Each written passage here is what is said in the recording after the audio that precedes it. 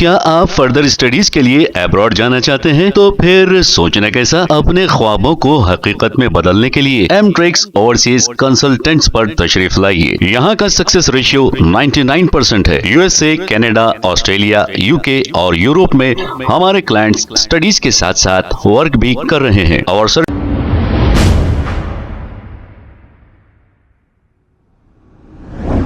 अस्सलाम वालेकुम नाजरीन, 7H न्यूज सच को रखे आपके आगे। अब ऐसा बताया जा रहा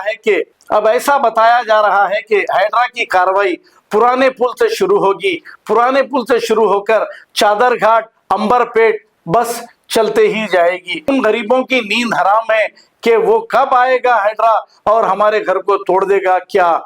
ऐसे सवाल फोन करके हमें पूछ रही है अवाम। ऐसा बताया जा रहा है कि एक हफ्ते के अंदर इन इलाकों में, जैसे हमने नाम लिए हैं, नोटिसें भी जारी की जाएगी। अब ये नोटिसों को लेकर कितनों का हार्ट फेल होगा और कितने खुदकुशी करेंगे पता नहीं, लेकिन रेवंत रेड्डी गरीबों के घर तोड़ने में लगे हैं।